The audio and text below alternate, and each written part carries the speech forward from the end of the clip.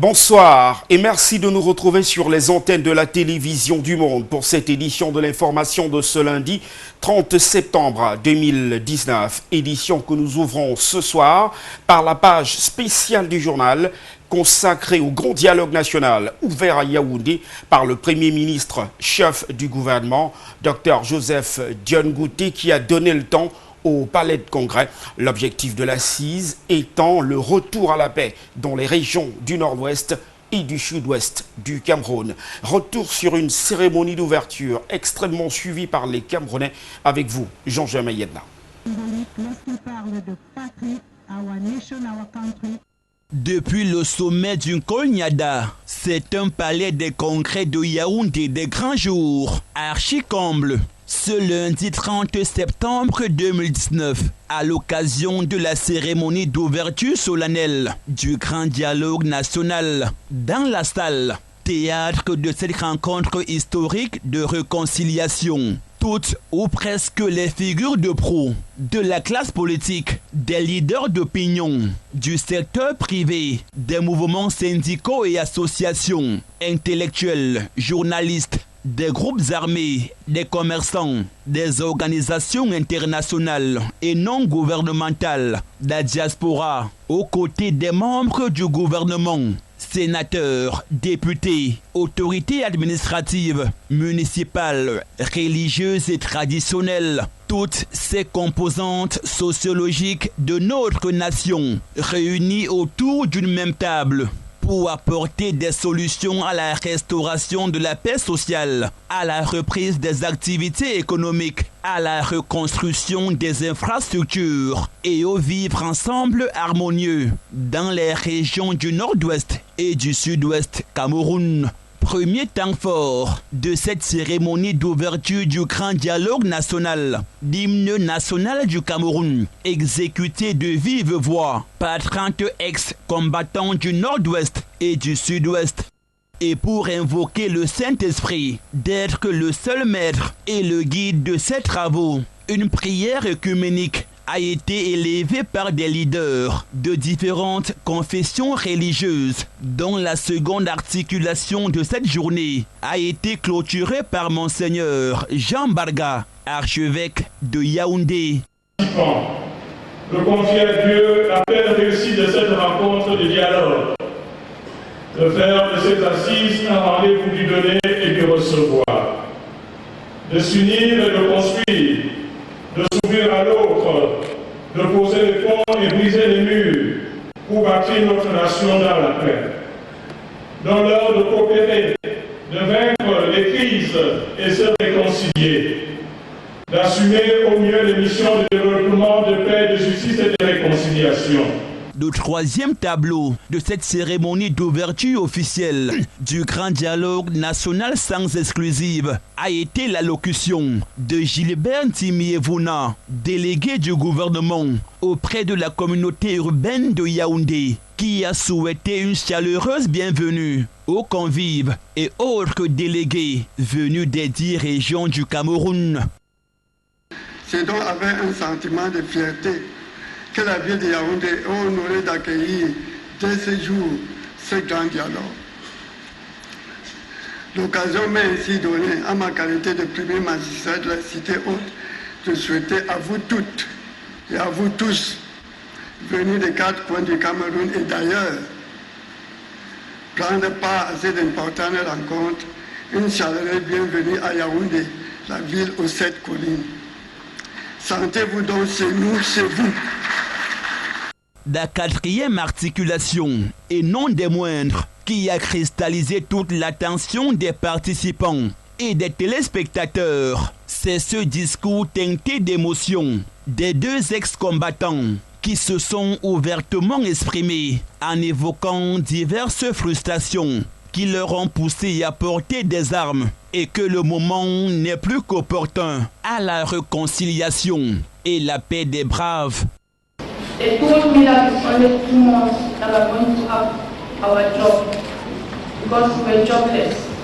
et l'OTAN a suspendu son envol pour laisser place au discours officiel et solennel du Premier ministre, chef du gouvernement. Dans son adresse de circonstance, Chief Dr Joseph John Gouté, coordonnateur national de ce grand dialogue, a déroulé le fil conducteur des travaux du Palais des Congrès de Yaoundé, qui vont se dérouler en commission et en plénière et déboucher vendredi 4 octobre prochain sur des solutions efficaces et efficientes pour le retour définitif de la paix, de la cohésion sociale et du vivre ensemble national, et singulièrement dans le nord-ouest et le sud-ouest.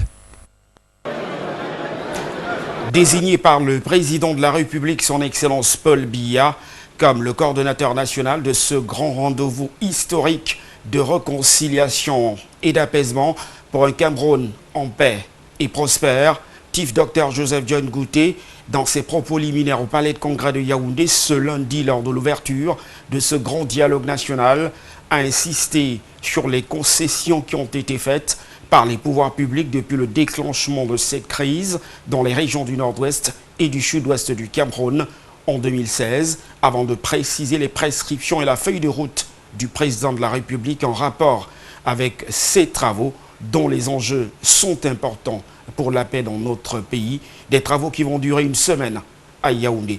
Retour sur le discours du Premier ministre, chef du gouvernement du Cameroun. Dès sa prise de parole au Palais des Congrès de Yaoundé, le Premier ministre étale sa maîtrise de la langue de Shakespeare et de Molière, les deux langues officielles du Cameroun. I am indeed very honored to take the floor today on the occasion of the opening ceremony of the major national dialogue convened by the President of the Republic. Ce dialogue nous offre l'occasion de trouver dans l'exemplarité de l'engagement des pères fondateurs de notre pays la force de transcender nos différences pour faire de notre diversité culturelle une source de recherche pour nos populations. Face à une salle comble, le chef du gouvernement rappelle le bilan des concessions des pouvoirs publics énoncé par le président de la République dans son discours à la nation le 10 septembre dernier, au début des revendications corporatistes dans les régions du nord-ouest et du sud-ouest du Cameroun, transformées en projets sécessionnistes il y a 2 ans. Pour le coordonnateur du Grand Dialogue National, les forces vives conviées à ce rendez-vous dans la capitale politique camerounaise doivent trouver pendant 5 jours les solutions concrètes et pragmatiques, loin des querelles de chapelle politique, pour un retour à la paix dans les régions du nord-ouest et du sud-ouest du Cameroun. Une responsabilité historique, la gravité de la situation dans le Nozo imposant désormais une thérapie de choc.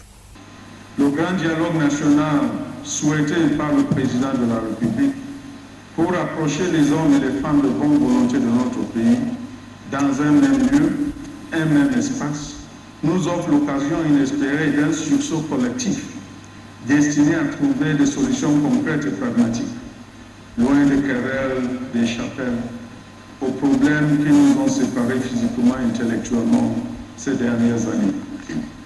Conformément à la feuille de route définie par le président de la République, les 8 commissions mises sur pied, selon Chief Dr Joseph John Gouté, doivent approfondir la réflexion sur les problématiques en lien avec l'avenir du Cameroun. La gravité de la situation qui prévaut dans les 2 régions du nord-ouest et du sud-ouest doit nous interpeller et nous préoccuper, mais surtout nous astreindre tous, individuellement et collectivement, indépendamment de nos régions d'origine, de nos convictions politiques ou religieuses, à une obligation de résultat, à savoir le retour de la paix et de la tranquillité dans ces 2 régions.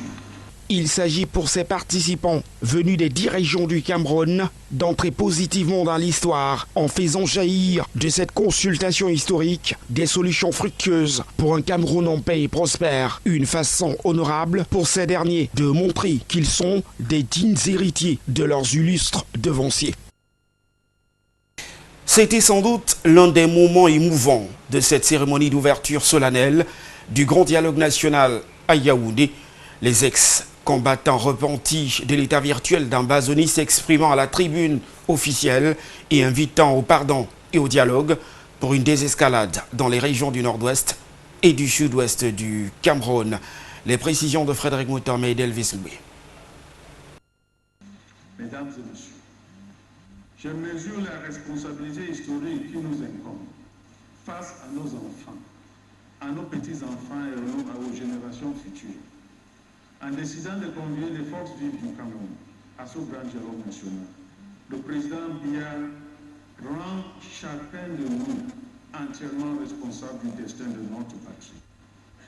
Nous sommes donc ici réunis pour chercher à donner à notre collectivité nationale en général et à nos frères et sœurs du sud-ouest et du nord-ouest en particulier un rayon de lumière dans la nuit noire. Le fait ne passe pas inaperçu au grand pour rendre hommage à toutes les victimes innocentes des atrocités de ces 3 dernières années. Mesdames et messieurs, le grand dialogue national souhaité par le président de la République pour rapprocher les hommes et les femmes de bonne volonté de notre pays dans un même lieu, un même espace, nous offre l'occasion inespérée d'un sursaut collectif destiné à... Dialogue national du Palais des Congrès de Yaoundé ce 30 septembre 2019. Des ex-combattants de la rébellion sécessionniste du nord-ouest et du sud-ouest du Cameroun, exécutant l'hymne national au Cameroun, berceau de nos ancêtres.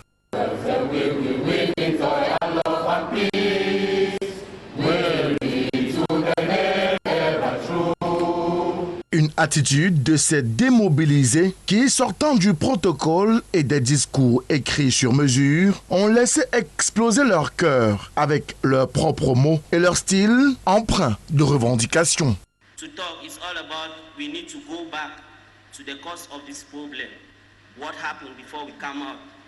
Pour dialoguer, nous devons ressasser les causes de ce problème. Qu'est-ce qui s'est passé pour que nous prenions les armes contre notre pays? Parmi ces causes, il y a la marginalisation. Nous avons été traités comme des étrangers chez nous, dans nos villages respectifs. Certains d'entre nous sont sans formation, c'est vrai. D'autres sont bien instruits et éduqués, mais sans emploi. Chez nous, les entreprises situés logés dans nos villages respectifs emploient essentiellement les francophones. Par exemple, la CDC, la Cameroun Development Corporation. Si nous sommes tous Camerounais, pourquoi nous traiter de la sorte, de cette manière? ENAM, EMIA et bien d'autres écoles, tous les étudiants là-bas sont principalement des francophones. Est-ce normal? Est-ce que ce pays est bilingue ou alors c'est un pays essentiellement francophone? Sommes-nous aujourd'hui, et comme depuis par le passé, colonisés par les francophones? Pour nous, un retour à la paix est synonyme de l'arrêt de toutes ces frustrations et marginalisations et un changement radical de méthode et de comportement.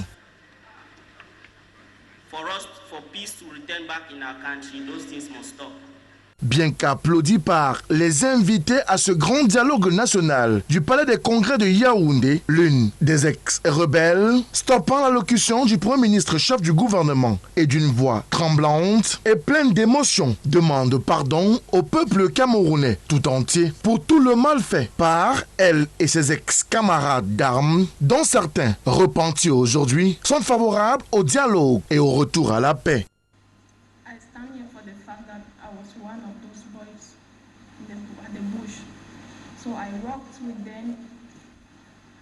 Je me tiens debout ici parce que je fais partie de cette bande de jeunes de ce pays qui ont pris les armes contre la nation. J'ai travaillé avec eux dans la brousse. Au départ, on nous a parlé de 2 mois seulement pour changer les choses et nous donner du travail car sans emploi. Après 2 mois, ils avaient toujours besoin de nous. 2 ans, voire 3 ans après, rien n'a changé, comme promis. Alors, nous avons décidé de déposer les armes et de venir demander votre pardon.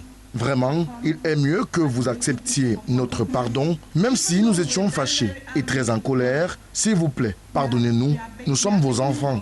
Nous demandons à ce que nos frères qui sont encore en brousse déposent également les armes, qu'ils sortent de cette brousse et viennent célébrer avec nous le vivre ensemble, le retour probable à la paix, pour que nous construisions ensemble ce pays beau et cher à nous tous, un pays qui a besoin de tous ses fils et filles pour que la paix soit notre valeur la plus chère.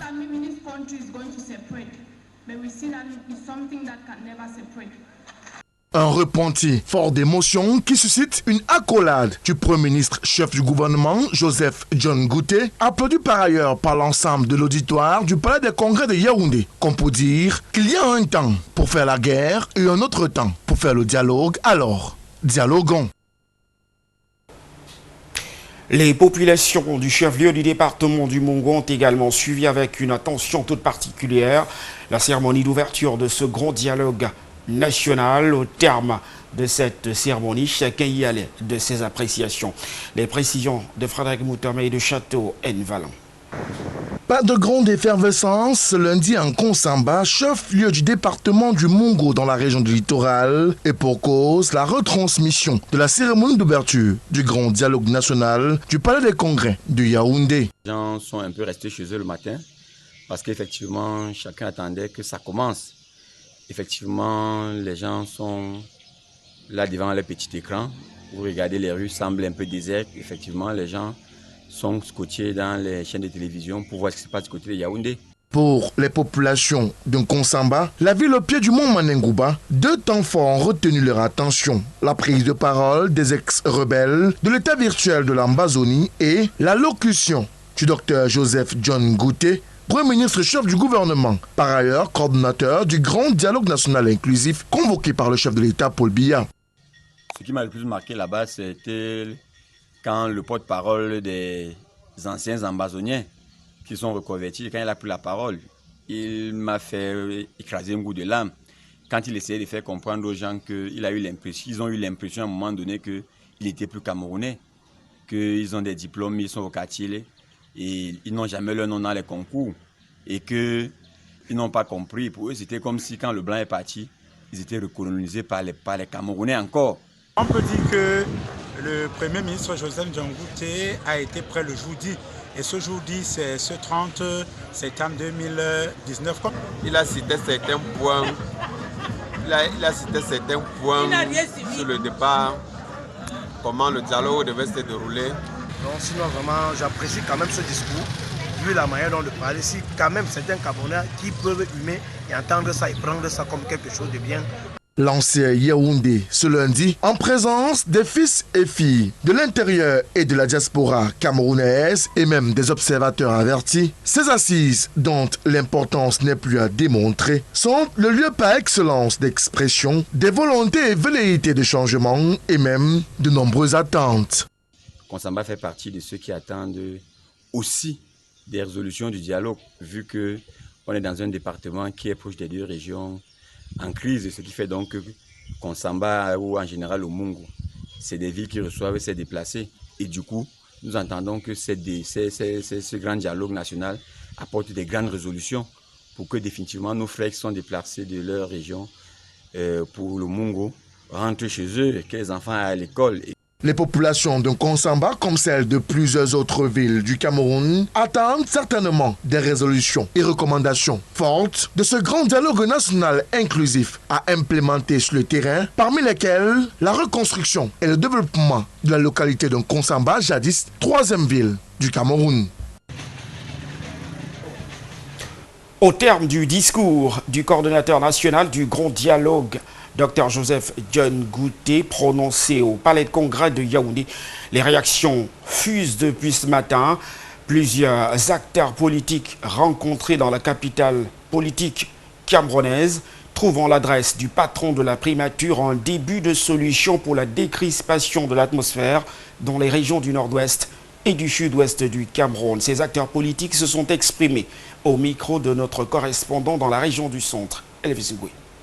D'après le discours d'ouverture, nous pensons que ces grandes assises auront un impact considérable dans la marche du pays et dans la résolution du dialogue, dans la résolution, s'il vous plaît, du conflit qui existe au nord-ouest et au sud-ouest, puisque le Premier ministre a mis l'accent sur des points clés qui vont désamorcer le conflit, notamment la décentralisation, la résolution des problèmes sur le terrain, le recasement des anciens, des combattants et certains problèmes politiques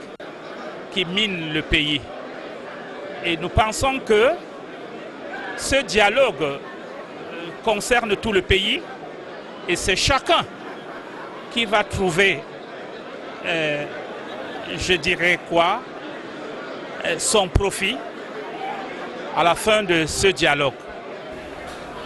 Dans la partie septentrionale du Cameroun, la cérémonie d'ouverture du grand dialogue national sans exclusif à Yaoundé a été également suivie par les populations dans le chef-lieu de la région du Nord. Ces populations ont exprimé leur avis au terme du discours du Premier ministre chef du gouvernement. C'est au micro de notre correspondant dans la région du Nord, Seydou Fonzier. Il faudrait que les débats soient francs et qu'on arrive à de très bonnes résolutions. Donc nous les jeunes souhaitons qu'on parle de tout, qu'il n'y ait pas de sujet tabou, à l'exception peut-être de la sécession, mais tous les sujets doivent être sur la table. La position du chef de l'État, je crois que ça va apporter beaucoup de résolutions dans les problèmes, surtout à la crise qui perturbe et qui déstabilise notre unité nationale. Et ici, j'en appelle aussi à la conscience citoyenne du dialogue pour tabler sur les questions de la décentralisation, sur son accélération, sur les réformes de certaines politiques, sur l'industrialisation pour créer des emplois pour les jeunes et aussi sur le vivre ensemble et pour faire asseoir aussi la démocratie dans notre pays. Je crois que c'est une percée de la démocratie que le président de la République a essayé d'accélérer, même comme c'est en retard, ce dialogue, parce que nous voulons vraiment, surtout nous les jeunes, il y a un problème d'emploi. Les jeunes il y a la sous-scolarisation et il y a aussi la crise qui perdure au niveau du nord-est et du sud-ouest. Donc nous voulons vraiment des résolutions qui puissent pallier à tous ces problèmes. Un de ces premières, je l'ai vu vraiment, je suis ravi du déroulement de ces travaux parce que les thématiques qui ont été déroulées, vraiment je vois qu'on a donné la parole à qui de droit et ils ont étalé tous les problèmes qui seront prises pour trouver des solutions. Vraiment, je suis satisfait de la... On en vient maintenant à l'actualité hors de nos frontières. C'est demain mardi aux environs de 14 h que la Cour de cassation confirmera ou non le renvoi de l'ancien président Nicolas Sarkozy et 13 autres personnes devant le tribunal correctionnel de Paris. L'ancien chef de l'État français est en effet poursuivi pour le financement illégal de sa campagne présidentielle. C'était en 2007. Les précisions de nos confrères d'Euronews. Le procès de Nicolas Sarkozy pour l'affaire Big Malion aura-t-il finalement lieu? Après avoir utilisé tous les recours judiciaires possibles, l'ancien président sera fixé ce mardi à 14 h. La Cour de cassation dira si elle confirme ou non le renvoi de l'ex-chef d'État et de 13 autres personnes devant le tribunal correctionnel. La tenue de ce procès avait été ordonnée en 2017, mais elle est suspendue depuis 2 ans et demi en raison d'une longue bataille procédurale. Nicolas Sarkozy est poursuivi pour financement illégal de campagne électorale, un délit passible d'1 an de prison et de 3 750 € d'amende.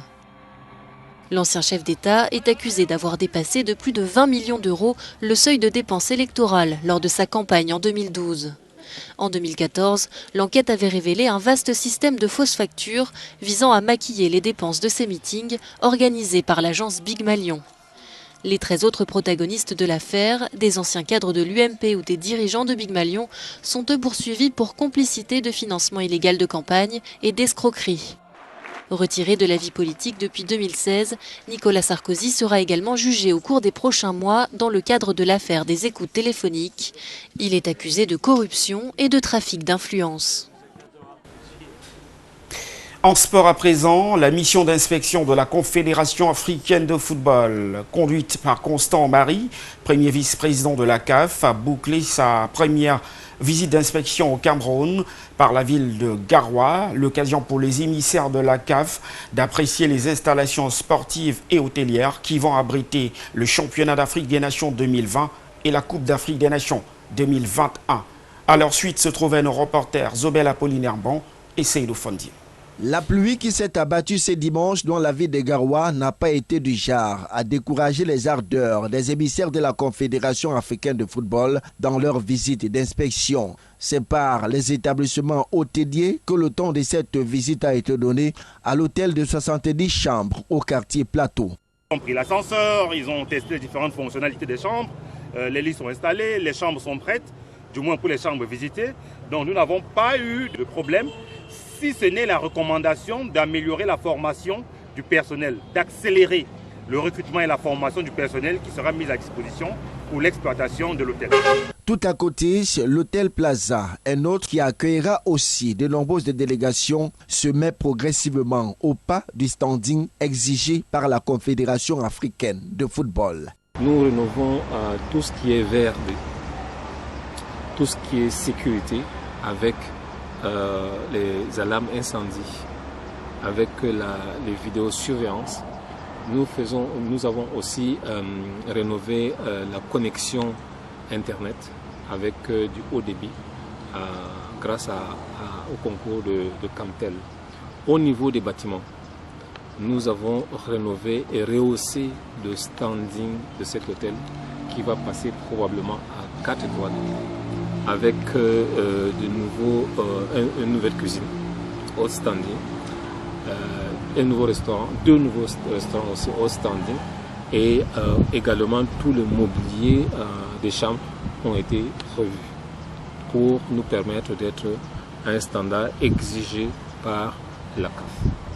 Après les hôtels, Constant Omari et toute sa suite ont pris la direction des infrastructures sportives retenues pour le championnat d'Afrique des Nations 2020 et la CAN 2021. Au stade Omnisport Rumde Adja, nous estimons déjà satisfaits.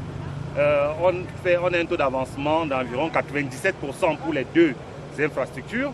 N'eût été les problèmes de climat, notamment la pluviométrie, on aurait pu aller davantage. Malheureusement, on oublie d'attendre que la pluie s'arrête pour poser le tartan sur la piste d'athlétisme, ce qui peut donner l'image qu'on a eue aujourd'hui. Néanmoins, nous pensons avoir rempli notre mission de ce côté-là. Maintenant, nous avons un défi majeur qui est celui de construire également le stade de Réré, la gendarmerie, et le stade de Poumpoumré, pour que, à la prochaine visite de la CAF, ils soient autant satisfaits qu'on puisse lire la satisfaction sur leur visage, comme c'était le cas lorsqu'ils touchaient l'aire de jeu du stade Rumde Adja et du stade annexe. C'est visiblement satisfait que ces émissaires de la CAF ont quitté la ville de Garoua, dernière étape de leur première visite au Cameroun. Toujours en sport, Coupe du monde de volleyball féminin, le Cameroun humilié au Japon.